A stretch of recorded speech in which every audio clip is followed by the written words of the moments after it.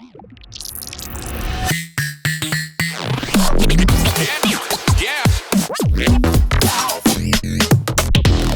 Slink here with another video, and today we're going to be checking out a new pack of devices called Slink, which is a fantastic name, I gotta say. It's a pack of 3 Max for Live devices that all share a main theme. I don't really know how to describe it. It's sort of like a meta sine wave modulator or a big master LFO that controls a lot of small details across the entire device. This master LFO is extremely malleable. So what begins as a simple sine wave can quickly turn into some really complex shape, which in turn amps up the complexity of all the little things that it controls. These devices are really creative and experimental, and because of their unique approach with this master LFO setup, they force you to sort of think outside the box, which is always a good thing. So this is the Slink Filter, and in this plugin, the master LFO controls the volume of 32 individual bandpass filters that are spread across the frequency spectrum. I thought this plugin was some kind of FFT spectral effect, but when you mouse over the title bar, you can see that it's causing a latency of 0 samples, which is awesome because we can do some really wild stuff without taxing our CPU too much. As far as I'm concerned, this plugin is built to create neuro basses. So much of neuro bass sound design revolves around filtering a distorted signal or distorting a filtered signal or both. And it really helps if you can get that filter to do some weird, unexpected things. So let's make a neuro bass with the Slink filter.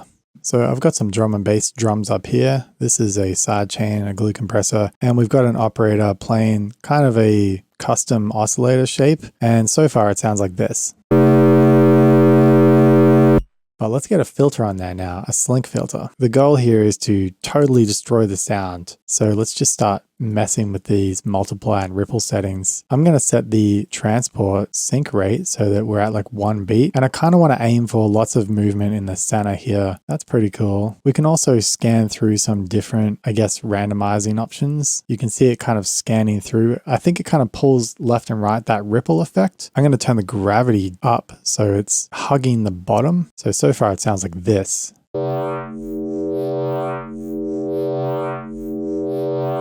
And if things are moving too quickly, you can actually turn the release time up. It's not exactly dry wet. It sounds similar to dry wet though. It kind of increases the time it takes for each individual frequency band to move to a different value. So it kind of smooths things over a little. There's a whole page of mods as well. So we can use an LFO to change the offset, invert, and gravity knobs. That's really cool. And I don't know if you noticed, but there's a lot of stereo width with that sound. That's because each of the 32 bands across the frequency spectrum are given its own panning value according to the stereo mode. So 1 being the most dramatic and 3 being the more subtle effect. But essentially 1 band's panned a little left, 1 band's panned a little right, and it kind of pulls the sound apart like this. It sounds really cool. And I think on its own, it could be used as a gentle stereo width tool, but it's always nice to have a bit of stereo width in your bass sound, but I don't think we want it in the deep subs. So let's set that to 100 Hertz and we'll set the filter area to like not include the like super lows, and pushing that into an amp is going to sound sick, I think. So I think maybe we should just have another filter after this amp to get even more movement. Let's try that out.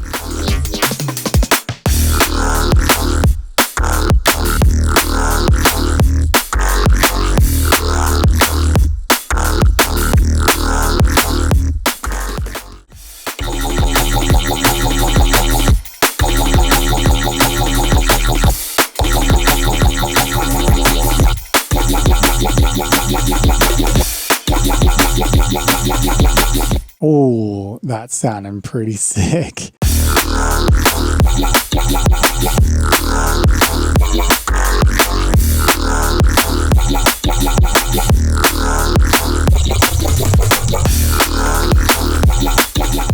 Slink Filter, it's pretty good. Let's take a look at the Slink LFO. Again, it's using that same concept of a meta sine wave but instead of it controlling filters, it's controlling more LFOs, and in this case 16 LFOs, and each one of these LFOs can be mapped to 2 different parameters. Just opening the plugin like this is kind of daunting, like what should I map? How should I set it up? But I think it's important to just not use your brain too much and just switch it off and just do whatever. So I'm just going to drag in a spectral time. It's a cool plugin. I have this sound happening at the moment. So kind of some marimba plucky vibes. And I'm just going to map everything, just everything on this entire plugin. And then we'll mess around with the multiply and ripple settings to get some crazy curve happening. And I guess we'll just see how it sounds. Let's ripple this thing up, multiply it, set the rate.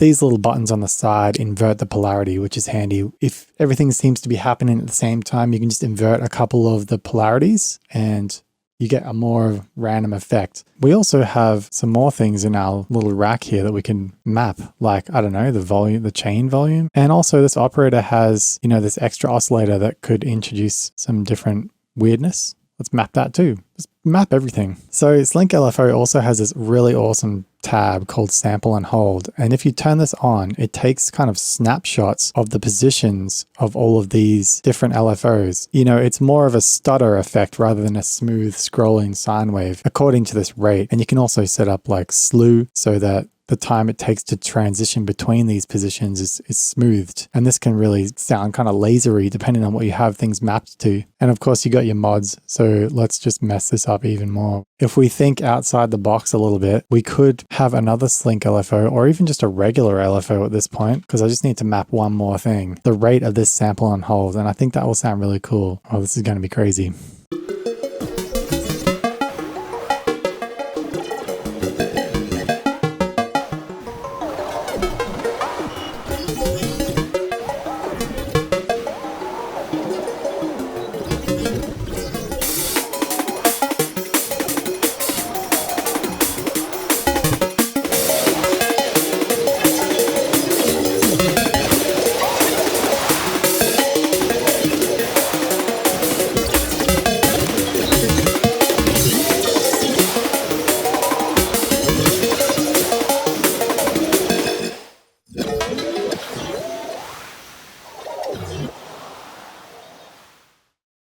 So that's Slink LFO. Now I've played around with this off camera a little bit and created this device that I call the Slink Ambient Machine. And it involves an idea that I had based on additive synthesis. Now additive synthesis is just a bunch of sine waves at different harmonics playing at different volumes and, you know, maybe being pitch bent and whatever. That's kind of like the concept of additive synthesis. Rather than playing a saw wave and subtractive synthesis where you filter away things, additive synthesis is more like just bringing up the volumes of different sine waves. So I thought, why not have an operator? It has 4 oscillators in it. So I set them all to sine waves and I tuned them all with different coarse values. And I've got 5 operators in total, all playing different tunings. And then I mapped the volume of those oscillators to a Slink LFO, which I've renamed harmonics just to keep things organized. Different harmonics of the sound, the root note that you play, come in and out, and it sounds really floaty and ambient. And then over here in the processing tab, we've got a bunch of other stuff happening with another Slink LFO that is mapped to overdrive, chorus, phaser, flanger, erosion, vocoder, hybrid, reverb, spectral time,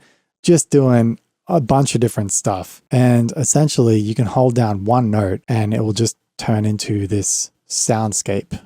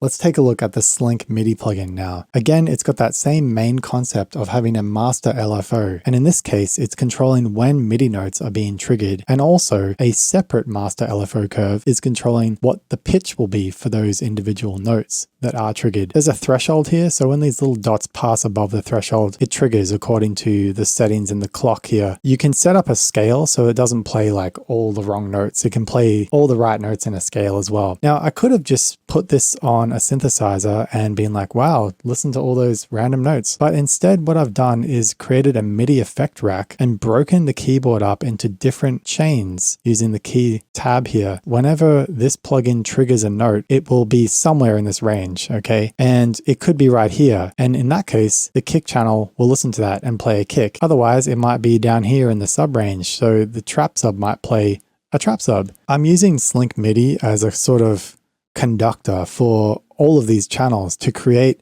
a computer generated song. Let's check it out.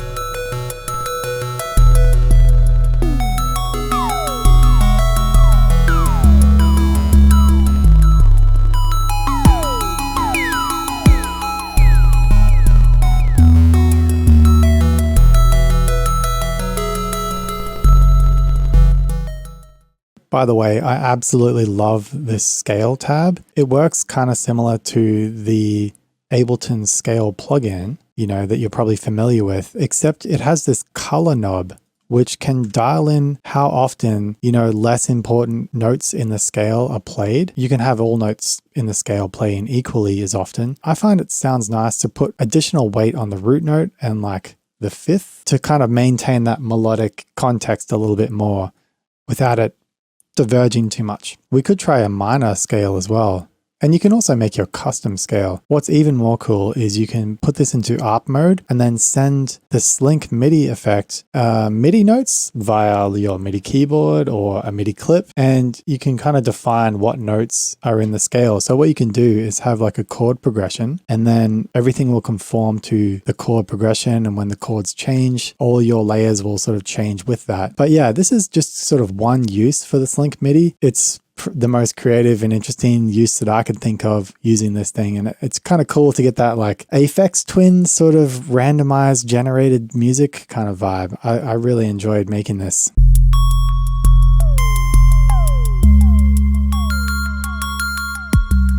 I think some of the stuff you can get on the Ableton Pack Store is super underrated. I mean, like the probability pack, grain scanner, and then these Slink devices, they're crazy. But no one really talks about them. Maybe people think that because it's an officially released pack with Ableton that it's going to be boring or just really basic. I don't know, but I always find that the packs and devices that Ableton release on the website are often highly experimental. I think Ableton as a company really puts a huge emphasis on intense creativity, and you can see that passion in the devices and packs that they release. The Slink pack is no exception. It's a really different way of thinking about triggering MIDI notes and low frequency oscillators and filters. These things that we use every day, but it's a kind of meta view of those. And it's just really fun to play around with them. I definitely came up with some new and interesting sounds, and they really forced me to think outside the box. So check it out. There'll be a link in the description. Thanks for watching. Peace.